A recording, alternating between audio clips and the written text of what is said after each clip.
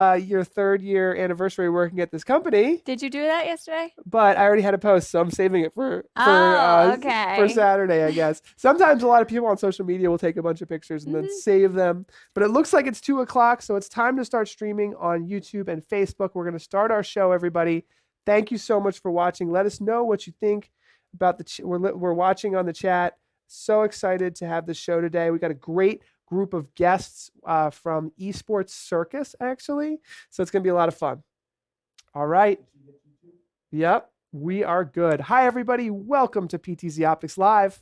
Happy Friday and Happy New Year. We're so happy that you could be with us today. We are We're live PTZOptics. every Friday at 2 p.m. Eastern, 11 a.m. Pacific. I have my new book I'm going to talk about today, Esports and Education. We are going to be interviewing the CEO of Esports Circus, who's hosting a really awesome esports tournament at the NAMM Show in Anaheim, California. And we've been getting very involved in esports streaming. We sure have. So we're going to tell you all about that coming up soon.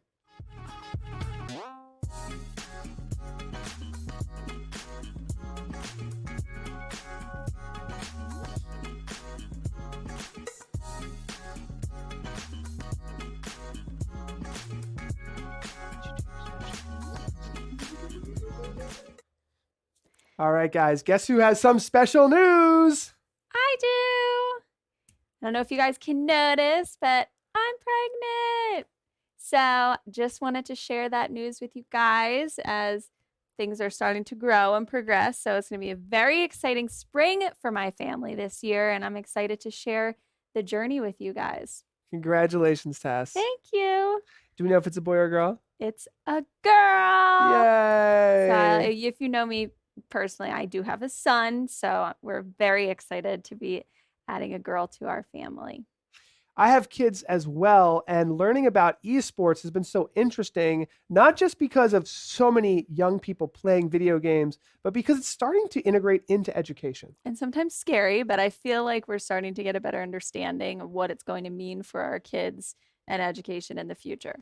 It's really a transformative technology, and it's sweeping the nation. I made sure in this book to write about strategies for parents and educators to make video games more educational. It involves journaling. It involves a lot of different things, and there's a free online course that's included with the book. So if you're interested in anything about that, get a free copy of ptzoptics.com/book. And I'm not going to bore you with it because we're going to have some more sports stuff, but here's an interesting thing. We have a $1,000 esports scholarship for excellence in live streaming. So we want to really be part of this esports industry. We've got the book now, which is a great tutorial for teaching students, educators, and parents how to find common ground and really make esports more educational. Then we've got a $1,000 esports scholarship that you can learn more about. And that'll be great. We'll be interviewing and learning from students who are live streaming esports tournaments. Access to that is based off the Stream Geeks website, right? Yep. So if you want to share that with your colleagues or students, it's streamgeeks.us/esports. If you may know that we live streamed an esports tournament in New York City. And what we really wanted to do is we wanted to give students roles in broadcast and streaming video production areas. Beyond just even playing, kind of exploring some other realms of possibility. And so we had a student journalist, we had a student camera operator, a student video producer. You can even see here we had a student play-by-play announcer, or they call them shoutcasters in the game. So that was a student from Hofstra University, and we had a great time. And so we had a 100% student-run video production broadcast. And now I want to show you something that came from that. I want to show this to you because it's really cool. This is a arcade cabinet, as you can imagine, the classic arcade cabinets, but it's outfit to be a student camera operations station. So it can control a PTZ camera with an Xbox joystick. And we just thought, hey, what could be better than giving a student camera control with an Xbox controller? Having a camera operator is a real job. And for live streaming, it's really important job. And it's part of the broadcast club. Even when using PTZ cameras. Even when you're using PTZ cameras, you still can have a job. Playing with the focus there. But we just thought this was so cool, building it into an arcade cabinet like that. So give you a little look around our studio quickly. I'm going to peek down on our producer here. Whoop. You can see him producing the show. Give a little behind the scenes look at what we have going on here. And as you can see, our live streaming is all done with PTZOptics cameras. And just wanted to kind of show that off. In fact, here's a camera I want to show really quickly before we jump into our interview, is this Z cam here. There's our NDI camera, PTZ camera, but look at this one here. It's on a rail system that's slowly moving back and forth. Want to show that shot, Mike? This is kind of a cool camera shot that we have. You want to cut to it? Oh, I mean, cut to the actual view of it. Feed from. And that's there we go. So look at that. It's like it's on a super slow motion shot here. And then this is actually the joystick that the students were using. So there we go. It's time to introduce our guests we have with us. Who do we have with us today, Tess? We have Jeffrey Stansfield, and I'm looking to not butcher their last names, who's the president of Esports Circus. And then we have Don Montoya, who is an investor and VP of marketing there. So we are so happy to have you guys with us, Jeff and Don. Good morning or afternoon, I think. And congratulations again to Thank you. I appreciate that. Everyone's going to be talking about it, Tess. I know. Thank you, everybody in the chat. I'm taking it easy on this chair. Feel free to let us know if you have any questions during the show in the chat. Tess is monitoring social media. She's going to show those comments up. So guys, tell us, Esports Circus. I love the name. Very exciting. Where did you come up with this idea? What's the business model here? Well, you know, I've actually been a partner of PTZOptics for many, many years. We've been installing and building studios. I have a parent company, Advantage Video Systems. That's one of the largest integration companies around here, and we've built hundreds. I built over 250 TV stations, hundreds of production and post facilities, and live streaming. And so we've been a partner with PTZOptics, buying their cameras through distribution, like Jeff Bridges Associates. And so we've been a lot of integration with your cameras. And earlier in the year, like in January, I was out at the Luxor Stadium, and I was installing some new routers at the stadium, and I was like looking at this esports environment and said, I got to get into this business. It's an incredible business. And then I started looking in depthly on this industry and how it's about. And I was looking at the pro industry, and the pro industry was, pretty much saturated, and there was a lot of things going on, a lot of people suing each other, and I was kind of pushed back. And then I was out at another client, Cal State Dominguez Hills, and building a studio, a broadcast TV station for them. And I was talking to them about what they're doing in esports and how their challenges are. And the challenges for teams are really vast. It's almost the Wild West in the collegiate environment.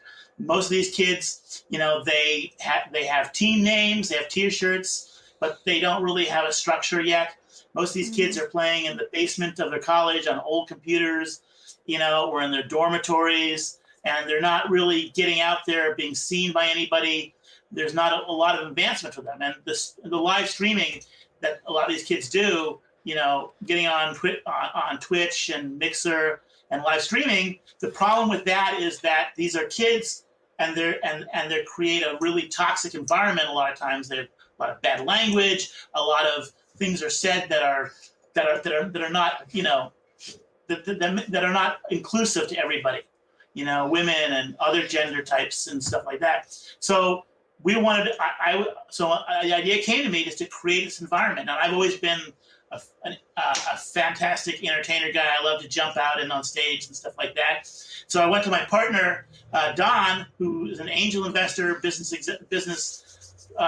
extraordinaire guy. And I said, this is what I want to do. And he looked into it, and he was just amazed by what this industry was. And so we decided to create this thing called Esports Circus. And it is what it says. We are a circus. We took the elephants and the tigers and sent them back to Africa where they belong. And we filled the tent with computers and other technologies. And we're also going to relaunch the old Robot Wars. So we're going to do robotics and have robots battle each other. And of course, we'll have a VR carnival, because you can't have a circus without a carnival, right? Yep. I'm excited to see what your booth will be then at NAMM. Yeah.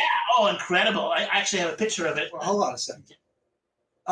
Yeah, so when Jeff came to me with this idea, I was very well at the growing esports in the professional leagues in Asia, in Europe, and I was looking into some of the stuff that was going on here in the States. And there was a lot of lawsuits, kind of like a den of vipers amongst the pro ranks right now. And he invited me to an event down at Irvine. They were having a symposium there, and you could feel the energy in there. Kind of reminded me of the old Internet 101 tech days. And there were so many different exhibitors with their equipment and trying to get on board. And we looked at the collegiate ranks, and we saw it was wide open, and it was in need of some tournaments and putting things together. So he went off to the World Cyber Games in China, and I went off to the National Association of Collegiate Esports in Harrisburg, Pennsylvania, which, I said Harrisburg, who goes to Harrisburg? But it turns out that the university there won the championship last year, so they were the host, and they have a beautiful facility. They have an auditorium that they use. It's like a stadium. They have shoutcasters, and there's over 400 colleges right now giving scholarships for kids to play esports. So it's growing leaps and bounds.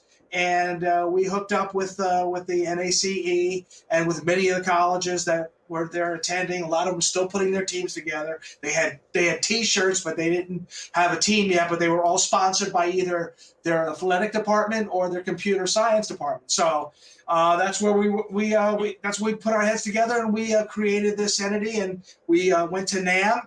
And they love the idea. They want to be part of esports. And what is esports games without music? So we got a great fit. We're launching, and we're very excited. And it's in a couple of weeks, so we're putting everything together. And hopefully we don't trip over ourselves too much.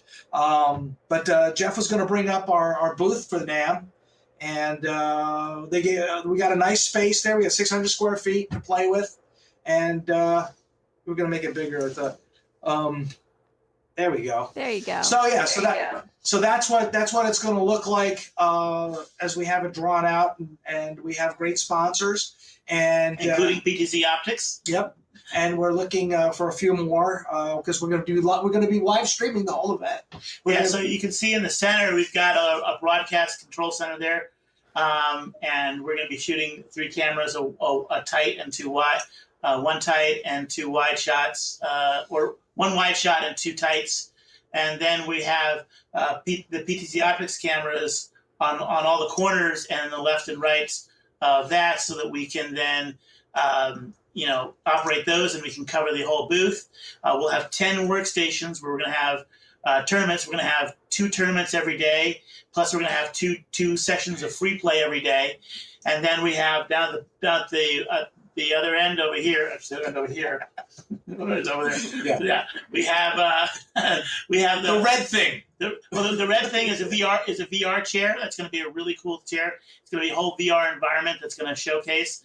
And so we do that. And then the other end, we have a mobile gaming. So we're going to have a lot of mobile gaming. We're going to do 2 tournaments of mobile gaming every day as well. So we have tournaments plus free play time. Off in the corners, we're going to have large monitors on every corner, so people can watch the games as they happen, or they can see the scores and stuff like that. We're also going to have some of our sponsors, the logos and stuff like that, and doing that. And we're going to, and like in the center, we're going to have the live streaming, and we're going to have different shows throughout the day. People doing live shows, and we're streaming out to YouTube, Twitch, Mixer, Facebook, LinkedIn, kind of like your guys' show, but a little bit, we're going to do it all day. So we have it all day for 4 days, and we have different people coming in to do their shows at our event. So we're going to have really a lot of fun. And, NAMM is really behind us. And, I've had a great relationship with NAMM for years, because I build large audio mixing studios, ADR rooms, audio post facilities. So, I've been a part of NAMM for a long time in the engineering aspects. I sit on the board with SIMTE. I've been a treasurer, secretary of the board. I'm interactive in the standards bodies for not only SIMTE, but in working with also AES, with Audio Engineering Society. So I've been involved in the engineering aspects of this industry for a long time. And so I think I can bring a really good, strong engineering and broadcasting background to what is esports, which is a big part of it. And I also want to help, students grow. I want to help them get out there and showcase what they're doing. We want to also, get high school teams involved, a lot of high school clubs out there. We want them to contact us. You can go to our website and read all about what we do. If you go to esportscircus.com, just go to esportscircus.com. We have all the information that we're doing, how it all lays down to the schools and all that, and also how it lays out for investors and how it lays out for all the programs that we have. We even have a tab for NAMM. So that's it. So we're ready for questions. Yeah. Cool. Well, I have to just jump in there and say, by the way, that you guys are right on with Harrisburg University. I have a whole chapter of what they're doing. They're one of the biggest scholarships. Now, the school themselves at Harrisburg University only has 750 students, but they've got 20 full-ride esports students, the only sport they have at the school. And they really went all in on esports, and they're getting nationwide coverage, way more publicity than you could imagine or pay for.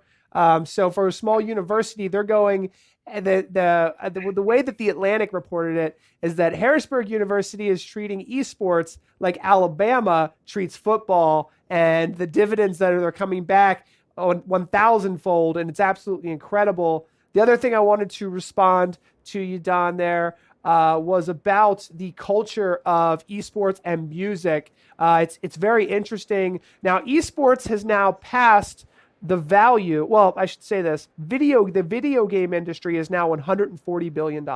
Okay, that's bigger than the music industry. It's bigger than the Hollywood movie business. The movie business, 130 million. The music business, about 20 billion. Sorry, billion. What I'm talking about, this 130 billion on movies. 20 billion on music, like 140 billion in video games. But the interesting thing, and you mentioned this on your booth, and it's why I think you're so spot on, mobile gaming and cloud-based gaming are set to double the video game industry by 2025.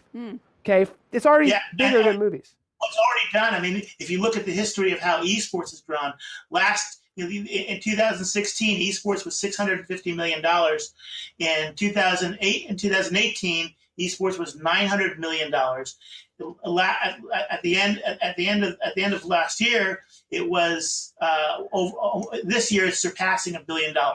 So with every year, esports is doubling what actually esports is doing, and so they expect all the industry executives suspect that esports itself, as part of the esports gaming, will be $2.8 billion in its own, on its own part, just esports in its own self. So it will be that. So every year it grows. So what I'd like to do before we jump into Q&A, because I think the Q&A will be great during our podcast, we're just at about 20 minutes. So what we're going to do is hang on, everyone who's watching. It's time to ask your questions. Pop them in the chat room. We're going to walk over to our podcasting studio. We haven't been over there with you guys in a while. Put on the podcasting headphones, and then I got a bunch of questions for you guys, and we'll record a podcast together. Before we head off, let me verify the booth number is 116. 1116. It's 1116. 3 ones and a 6. E1116. Yeah, so we're in the E hall, which is if you go to NAMM, it's at the bottom basement. There's the main area. And then below that, there's the E area where all the Asian companies who come out and sell electronics and stuff like that, they come out there. You can see it right on the left, and it's 1116. Right by the food court. So, you can grab a nosh and come over and play one of our games and see what we're doing, what we're all about. We'll have some of our sponsors there with us. I almost forgot to mention. They're called that the innovation. Yeah, we'll be giving your books away for free. I want to mention that. We'll be giving away the books there, and also I wanted to mention that Roland has a really great booth here. If you want to see the PTZOptics cameras there as well, Roland and the Esports Circus are the places to go. It's time for the podcast, everybody. Hey, stick around. We'll see you guys in that new link, Jeff, in just a second. Stick around, everybody. Okay. See you in a moment. Okay.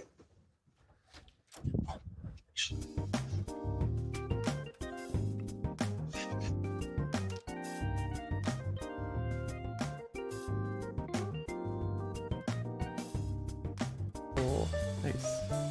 Hello and welcome to the very first podcast of 2020 from the Stream Geeks. PTZOptics. And we're super excited. Here we go. Welcome to the post-show podcast with your hosts, Paul Richards, Tess Protesto, and Michael Luttermoser. Let's talk shop. Happy 2020, everybody. Welcome.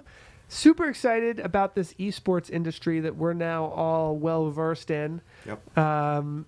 We just got off a live stream with the Esports Circus. I know. Crazy name. I know, and I dig it. I like where they went with the branding. I think it looked cool. It's so cool. I want to dig into that in this podcast. High level, we're talking about esports in education. Our company's headed to NAMM, the world's biggest music show, right, in Anaheim, California. That's right. Music and esports are very much part of this culture. They come hand in hand, if you will. Music and production, because I know that there's going to be a lot of technology companies there just about, audio production, which Podcasting. so often links into video production. People that make pianos, DJ equipment, lighting, all that kind of stuff in that music industry. Of course, there'll be music celebrities there too. So we'll be helping Esports Circus live stream their esports tournament. Nice. And then we'll be helping Roland live stream some of their like DJ, synth, cool streaming stuff there. So it's going to be a lot of fun. That's very cool. I just published my first book on esports in education. Mm-hmm. It's available on Amazon, Barnes & Nobles, Kindle, Apple Whoop, whoop. Books, stuff like that. And I'm super excited about it. It was officially released yesterday. Yay! And the fine folks at Esports Circus will be giving the book away That's right. for free at NAMM. And then we'll also be heading out to the Future of Education and Technology Conference in Miami. And they'll be giving that away as well. Quick question. Yeah. Is our PTZOptics member hanging out at the Roland booth? So, we have so our own William Goldie is going to be heading out. We did not get a booth for NAMM. I didn't know about this show. There's so many shows. I didn't know about it There's either. just a bajillion of them, but it's such a cool one. We're definitely getting a booth next year. Yeah. So that we have like a dedicated home base. We can send a lot of people. It's big too. It's huge. I can't believe. Yeah, it was big. humongous. Will he be floating between the Esports Circus booth and okay, so and the Esports Circus booth is E1116 if you're going to be there. Yes. So I want to talk about this esports industry, how we kind of got involved into it. We were interested in it. And, we all like playing video games. We've done some competitive video gaming as far as casually, dipping into the industry. And we have this channel called the Stream Geeks that's been more and more involved in helping organizations live stream esports. And so it kind of started there. There's this local esports gaming center in our town that we've been kind of peeking into and talking to them.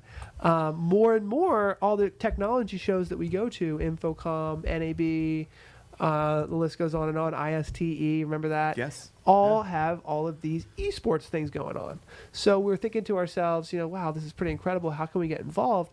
And then we thought, how about we have our own Stream Geek Summit where we host a really sweet esports tournament. We ended up doing a 3-on-3 Rocket League tournament. Yeah.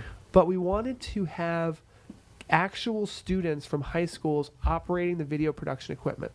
Because as this industry of competitive video gaming just explodes and just, infiltrates everything from the culture of the youth to high schools, infiltrate's probably not the right word.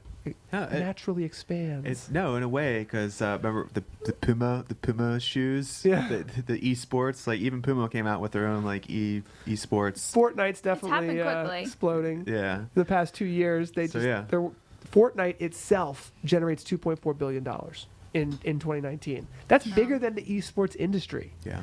It's insane, and that's through microtransactions. So we'll dig into a little bit about the things we've learned across the way. But we host this summit in New York City, and we have all these students operating cameras and broadcast and production equipment, and we go to ourselves, wow, you know how hard it is to be an esports professional player? It's way harder than being a professional baseball player. We're talking about it's a global phenomenon. Right. You know, you have to be the best in the world, not the best in America, not the best in, you know, Pennsylvania. In one city or state. Goes definitely. So it's an incredible feat to become it, but so it's barely possible. Now, I think that school kids should do it, and I was talking to Emil Bodenstein, who you might have met at the Stream Geek Summit. Oh yeah. And he said, like, some realistic advice, high school student, you say, hey, you know, you like playing competitive video games? Play at the high school level. Gauge your talent from there. Your education should always be your plan B. So we were thinking, hey, along those lines, throughout this esports club that's happening, this high school team that's evolving, the college level teams, the scholarships, the sponsorships, can we prepare students for careers in the esports market so that they can help live stream esports tournaments, be a video production person, a camera operator, a journalist, an on-screen camera, on-screen talent, play-by-play announcer. There's tons of roles, and then you look at the data, and you look at an MLB professional baseball team. Yeah. They have 200 non-athlete jobs, employees on staff. 200. Yeah. So, and there's like 20 teams, and then same for football, same for soccer, all these things. Yeah. You look at the professional esports teams; they only have 10 non-athlete jobs. What that means is that the esports industry has been growing so fast, they haven't grown their staff with it. They need to staff up. They need to understand that they need content managers, journalists, streaming experts on Twitch, streaming experts on Mixer. Who knows what else? Camera operators. Hold on, I got something funny to say. I just been thinking about sports medicine and like doctors involved with sports and football, and I'm just waiting for sports medicine to come up with a for the risks for esports injuries. Well, these games are Carpal tunnel. generally played sitting down. Yes. Right? So you need massage therapists because it's bad for your back to sit down all day. In fact, there's studies that say it's sitting down all day is as bad as smoking. So they need chiropractors, they need massage therapists, they need health and wellness. You go to TwitchCon, which I'm excited for you guys to probably get a chance to go to soon, and there's fitness companies, there's like snack companies where you're like, all right, you're a fattening snack. Like, thanks for selling your snacks to all of these kids. But you've also got, who else do you have there? You've got like fitness drinks, like sports drinks. I remember you, going up to the getting like a drink or a drink or something. At also TwitchCon. makeup, tons of makeup, Yeah. because it's beyond just competitive gaming, which is where it gets exciting and interesting. Yeah, kind because of. these platforms are crossing over to entertainment and art and what have you. Developing a brand, coloring your hair. Yeah, and that's finding what's some so sort of, like, exciting, outfit. because like when you see these things, like if you go to TwitchCon, it's every year it's going to be significantly different. In fact, the gentlemen that we just interviewed from Esports Circus said it reminds them of like the Web 1.0 days or the early internet days where it's like Wild West. You can feel that energy, young people, exciting things happening. So I was compelled to write a book called Esports and Education because from the education side, that's where I would feel really bad if there was a huge disconnect, if there was no common ground, if the educators of today didn't understand video games, if the parents of today just didn't, and I hear it all the time. My kid plays too much Minecraft. I don't know how to get him to stop. My kid plays too much Fortnite. I'm paying so much money for this kid's college, and I'm pretty sure he's just playing video games all night and then sleeping through class in the day. Like, parents are scared.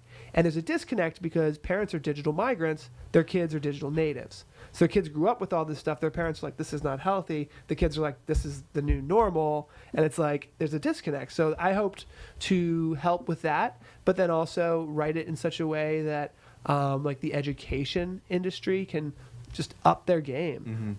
Education, parenting, and then I think that the government needs to step in. I'm not even kidding. The government needs to start using video games, and that because they're so powerful, they're so engaging, they release dopamine in our brains. Everyone needs to get on board. Everyone who does marketing needs to start thinking about gamification. The entire esports industry is showing us what the future of the youth will expect. So it's changing everything, and it's super exciting. I got the chance to write about it from like an educational perspective on what I think schools can take away from this. the idea of my book, which you can get a free copy of at PTZOptics.com/book. Totally free digital download, or you can get the paperback on Amazon and some What's the other name of the book? places. Esports in Education, super simple. That's right. And you just released it, brand new 2020. 2020, Wow. January 1st, released it. I didn't want it to he's be a fast writer. 2019. Sure is. Well, I've been working on it for a while, but the idea is to, like, if you don't know anything about esports, like, let's get you up to speed on the tournaments, the college level people, the successes that have been out there in the industry, who's doing it right. Interviewed the Center of Educational Innovation in New York City, Jad Schmelzer, who you met at the summit, and he had a really interesting perspective. His perspective was that the issue with a lot of these video games like Fortnite and others is that they come and they go. Yeah. Like, Fortnite's hot right now, but it might not be next year. It's like you can kind of see it all kind of just slowly. It's a slow Once it starts to down go, shift, it can go down slowly. fast. So, yeah. And the next one comes up. Like, here's the proof in the pudding. Like, League of Legends has been hot for a long time. Yeah. Like 10 years. It came out in 2009. Here we are in 2020. It's still pretty hot. It's like the number two. It has a legendary cult following, so Cult those following. things can happen. And that's good. And they actually changed the industry. So if you don't know much about esports, what happened is that they came out with that free-to-play model. Yeah. Do not pay for this game at a time when you paid $50-$60 for a console game. Yep. And then, so it was free to play, but there were these microtransactions, and no one really realized how much money that was going to make. Genius. And then, so they're getting tons of people to play, addicted to the game. And what happens is instead of, like, over 10 years, you'd think there'd be like a sequel. They never did a sequel. They just do game-changing patches. Yes. So they're called like updates, patches, things like that. The winter patch where like these and snowflakes exactly, and they stuff did like it in that. such Yeah. a way Yeah. that it was like in seasons. Yes. So it was like, all right, we got Finally. these tournaments coming at the end of each year, Yeah. seasonal stuff, Yeah. and it's like, almost like watching Friends. It's like this season, then the next season, Yeah. the next season kind of thing. Yep. So they changed video games completely by making it like timely, and it's like instead of having to buy a sequel or something like that, and everyone has to buy a new game now, it's like, no, it's free. Just Yeah. keep playing. But even if you were like the best player at League of Legends, these patch updates changed it so much. You want the Santa outfit, you have to pay for it. Yeah, that's true.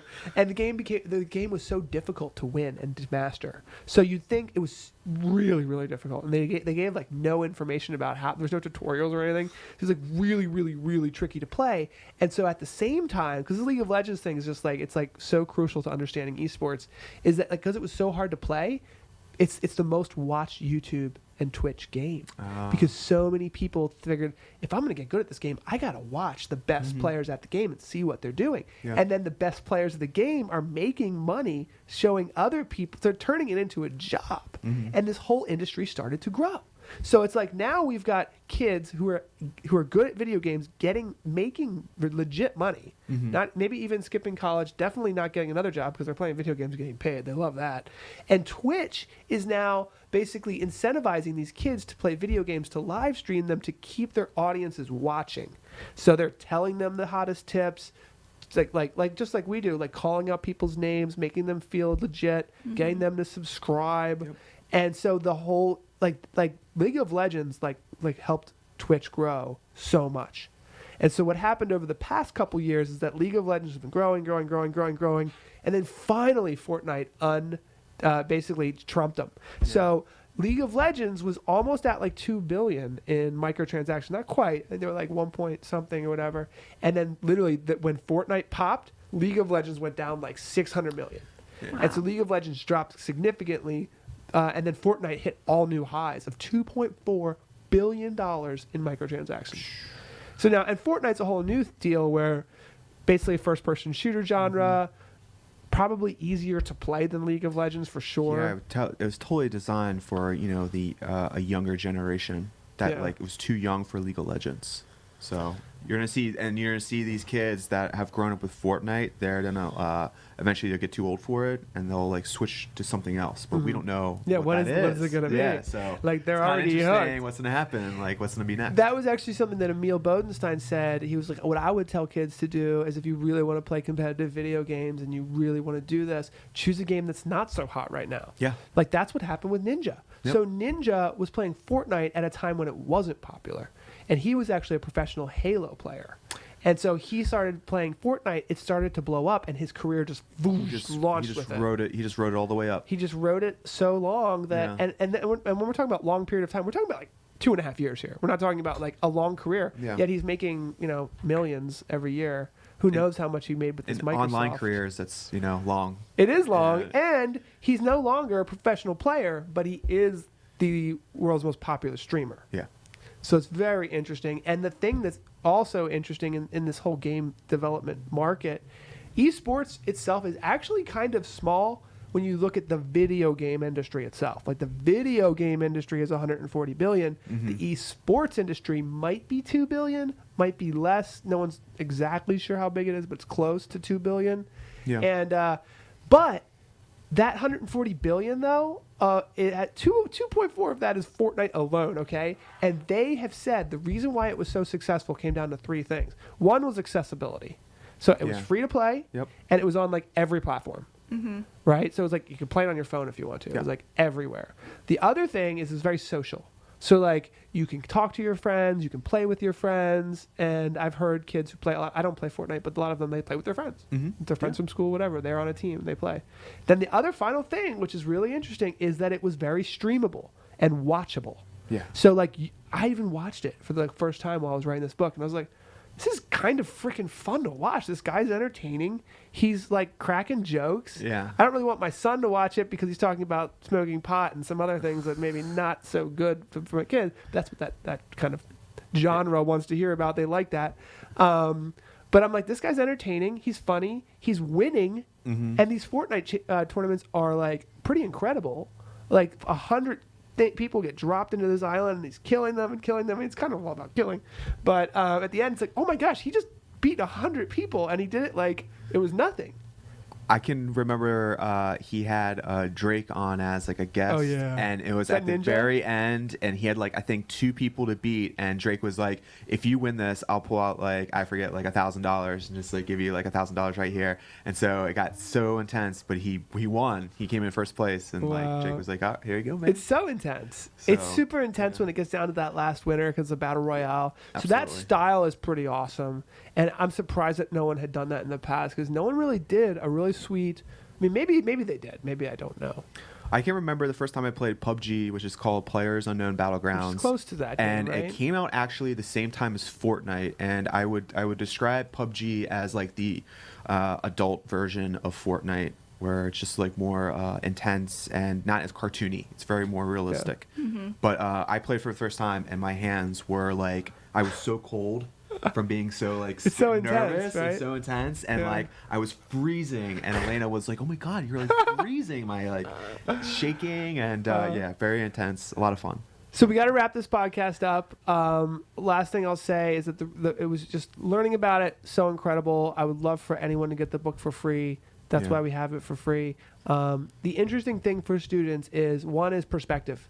Like if they can just understand where we've come from and how quickly, like Pac-Man, the very first video game, Pac-Man, Arcade Revolution, StarCraft, the console wars, and now understand the significant importance in human culture and history that you can play console level games on a smartphone. Mm-hmm. Like just to give kids perspective. So I did a little thing on like the history of video games. That's important. And then also just having the vocabulary and literacy to be able to explain what are the elements of the video game that you like? What is the strategy? And try to explain all of that, and journaling. And this is a lot of great strategies for parents to understand, playing video games with their students, all that. We don't have time to go on all of it. It's all in the book. And I hope that somebody picks it up. Get a free copy at FETC Show in Miami, January 14th. Get a free copy at the NAMM Show, January 14th. And it will be free on Kindle if you're a Kindle reader that week as well. Okay. All right. So that was a lot. Thank you so much for listening on the podcast, watching on the live show. You guys are great. Take care. Check us out at PTZOptics.com. Subscribe to our YouTube channel. Thank you for subscribing, all you guys that did. We're like a little proud about our 15,000 subscribers.